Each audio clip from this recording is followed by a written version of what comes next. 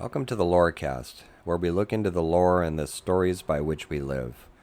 I'm Dr. Craig Chalquist, and you can find us at chalquist.com/podcast and at a number of other online venues.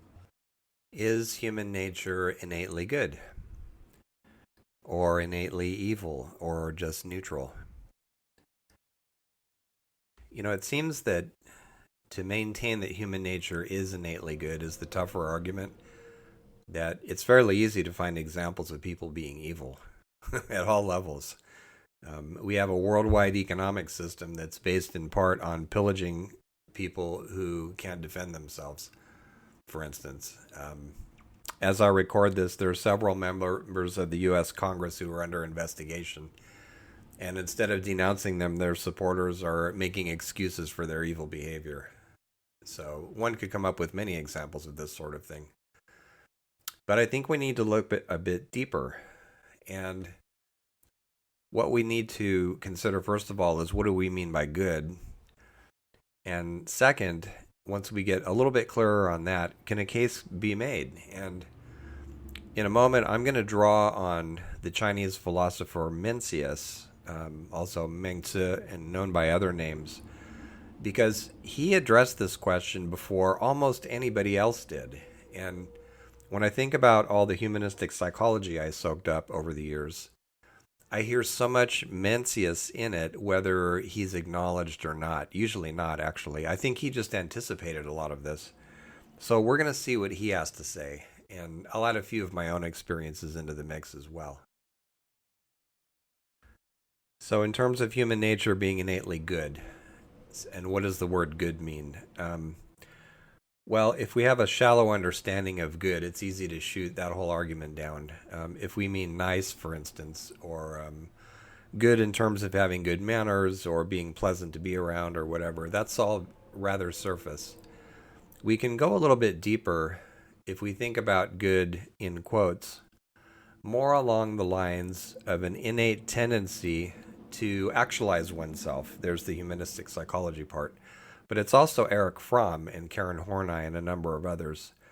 They're referred to in the psych literature as neo-analytical, but I think they were actually early humanistic psychologists. And part of what they maintain, and there's bits of Jung here too, is that everything wants to realize its potential. Everything has a drive to grow, to expand its possibilities. And that drive is not restricted to human beings. We see it everywhere. So an example that comes up is in that literature is if you put a rock on top of, let's say, a small tree that's trying to grow, it will grow around the rock, but it'll grow bent. I think that comes from either Maslow or Carl Rogers. I can't remember which, but I think Rogers. But you can see in that it's still trying to grow. It's still trying to reach the light. So if we mean good in that sense, in the sense of trying to be in accord with one's own nature, trying to realize one's own possibilities, then I think on that basis, perhaps we can make a case instead of getting stuck in the cultural relativism of, well, one society says is good is bad in another society and all this. Instead, what we're talking about is a universal tendency that some of us would actually extend right down into matter itself. That the universe itself is evolving somehow. Maybe that's for another podcast. But I'm thinking of the work of Brian Swimme, for instance, and Matt Segal, and the philosopher Whitehead, who also added creativity. He said the universe that we live in is abundantly and ongoingly creative. So that might be another way of thinking about this too, that we share in the creativity of the cosmos. Now, these analogies of growth and realization don't originate in the people I just named. They go all the way back to Mencius, Meng Tzu, other names come up too with him.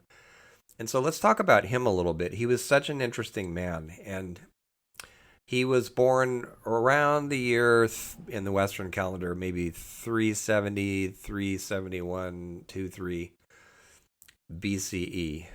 And so he was a few generations after Confucius, also known as Master Kong or Kung Fu Tzu. And there's actually a tradition that Mencius studied under one of the grandsons of Confucius. But be that as it may, his life has a lot of really amazing parallels with those of Confucius. He was kind of a wandering wisdom giver, and he was concerned with human nature more than Confucius, actually, but also with politics and how people can have the good society and get along with each other. And he offered advice to the rulers of his time. And of course, this was during the Warring States period, so it wasn't always easy to give advice or safe, but he did it nonetheless. He seems to have been quite a courageous person.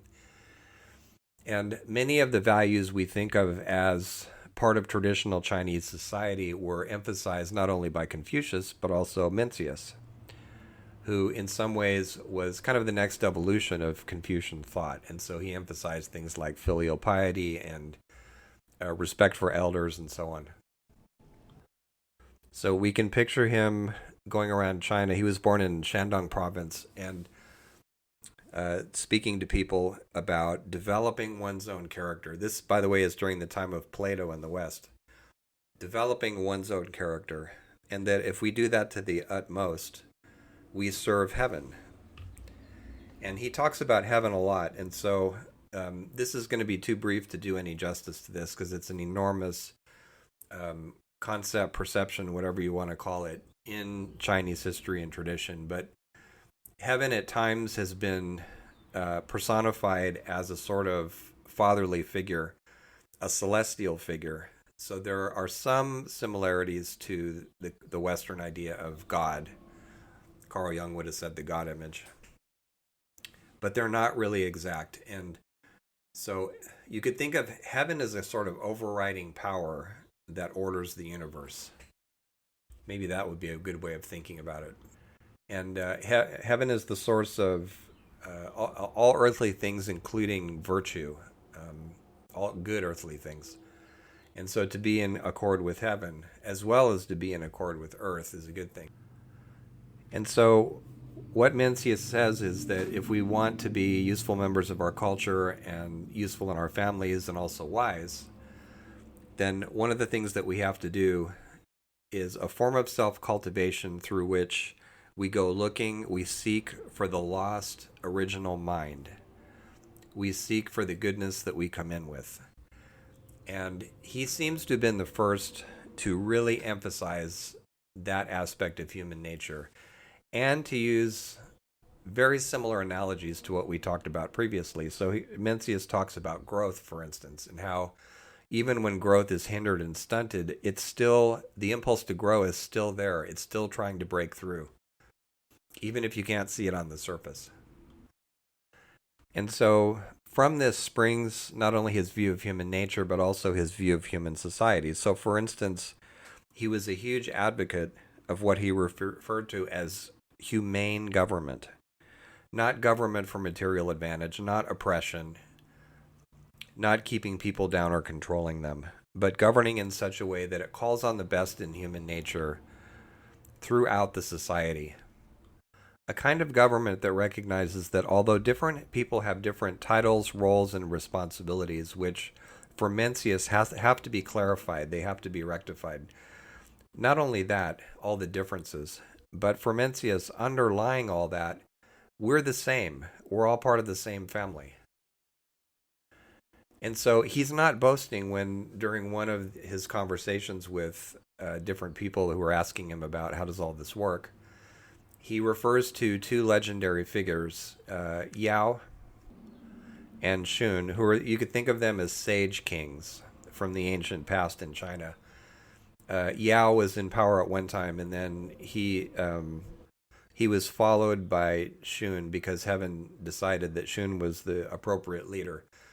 Yao, I think, had a son at one point who technically was supposed to be the next emperor, but heaven decided otherwise because of Shun's qualities. And so at one point, Mencius is not boasting when he says, I'm the same as those two, Yao and Shun, and we all are. And so because everybody at a fundamental level is equal to everybody else, everyone has the potential to be better, even to be a sage. and to have righteous behavior and show humaneness to everybody, including oneself. Incidentally, he was one of the earliest examples, in sharp contrast to Plato in some ways, of a thinker who said government depends on the people as well as on the mandate of heaven. So I want to read you something that he says about human nature. It's engendered language. Man's nature is naturally good, just as water naturally flows downward. There is no man without this good nature, neither is there water that does not flow downward. Now you can strike water and cause it to splash upward over your forehead, and by damming and leading it, you can force it uphill. Is this the nature of water? It is the forced circumstance that makes it do so. Man can be made to do evil, for his nature can be treated in the same way. I can't tell you how many times I saw this unfold in my psychotherapy practice, as well as in my years as a graduate instructor. But in that practice in particular, the 6 years that I spent working with men who were referred by the courts to be in mandatory counseling because they had been violent with somebody, that's where I saw this operating. And it actually turned me into an optimist where human nature is concerned, because when you get to know people that well, whether they're batterers or whether they're professional killers or even men who have killed a lot of people, when you see what's going on inside them and why they do what they do, it changes your view. But you have to really look and listen. If you come to that kind of work with preconceived ideas, then you're just going to see another criminal passing through the system. But especially if you can get the trust of some of these men, or just hear about them being confronted by other men in group and talking about how it used to be in the past and where they came from, what their upbringing was like, how abused they are. It certainly doesn't excuse any of their current behavior. There is no excuse for it, but it does give it context. It makes it very clear that even in violence, these men are trying to regain some of their self-respect and trying not to feel ashamed of themselves. And the bitter thing, of course, is that the more they do it through force, the worse they feel about themselves anyway. And so the question arises, well, what about incurable sociopaths and people like that? So didn't work with a lot of them, but worked with some. And even in them, their manipulative tactics, their lies, all of that, you can see that it's an attempt to put themselves forward, to express themselves, to assert themselves, to rise up above the tremendous inner pain that they all have. These are fumbling and harmful and symptomatic attempts to actually advocate for themselves on an unconscious level. They're trying to scrape together whatever self-esteem and control over their lives they can muster. Does it mean that they're curable when you understand this? Carl Rogers would probably have said yes. I would say no, a firm no. The whole thing of curability, of course, is a medical model way of looking at it. But whether men transform their lives or not is up to them. It's a matter of choice. And some of them don't make that choice. But nobody starts out that way. When you look at these men as infants, as children, sometimes you can see the beginnings of the disturbance and the unhappiness and the violence, such as when thinking of examples where kids are mistreating animals, for instance. It's a cry for help, basically. But if you go back before then, if you go back even earlier, even in the cradle, there's no such thing as an evil baby. Or as Mencius would put it, if man does evil, it is not the fault of his natural endowment. Humanity, righteousness, propriety, and wisdom are not drilled into us from outside. We originally have them with us. Only we do not think to find them.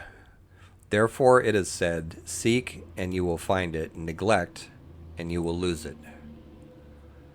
So we have to look for and develop these qualities in ourselves if they're to become effective.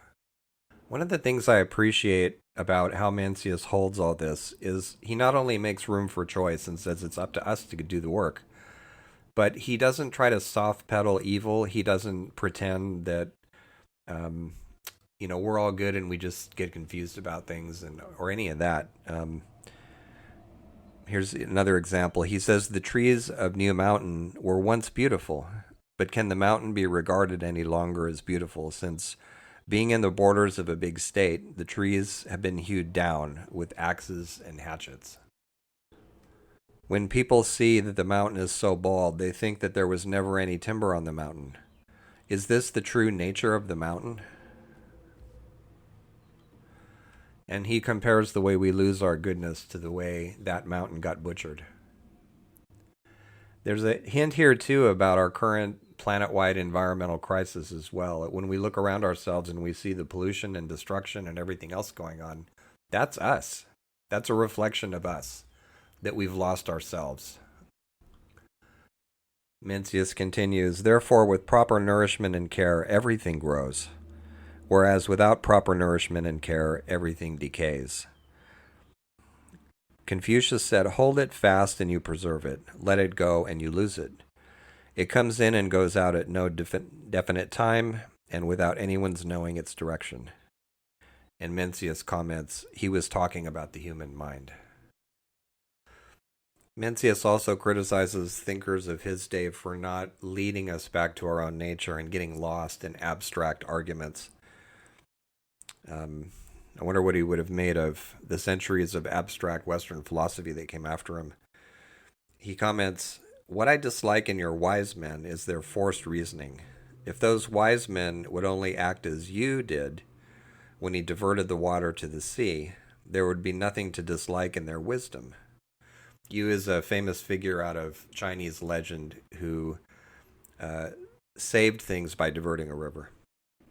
You diverted the water, he continues, as if he were acting without any special effort, for he had followed the natural tendencies. If wise men would act without any special effort, such as forced reasoning, their wisdom would also be great. Inhuman crimes, kinds of violence, deception, oppression, and just downright evil behavior, what we see according to this viewpoint is a struggle to be reborn overshadowed by fear and ignorance. When we see this kind of behavior in ourselves and each other, Mencius advises that it should be met with uprightness, that we should continue to be our best in spite of it and not get pulled down into it. It seems to me that in our day, this kind of advice and insight are more necessary than ever. There's a struggle going on now about the status of the humanities in higher education, and for a long time now, they've been defunded in favor of STEM, in other words, technological education. And sure, we need science and technology education, no question about that. But we also need the humanities to tell us why and how we're using the technology and science, as well as the politics and the finance and everything else that we do. And I think this is an example. I think Mencius is a voice that speaks from thousands of years ago to enlighten a situation that is with us today, because human nature being what it is, the same problems keep coming up. And the only thing to guard against them is a combination of vigilance, clear-sighted vigilance, and knowledge of what wise people in the past did when they confronted similar problems. By learning what happened before and how it was dealt with, whether successfully or not, perhaps we stand a better chance of meeting these challenges with our humaneness while avoiding making some of the mistakes of the past over and over and over again. Thank you.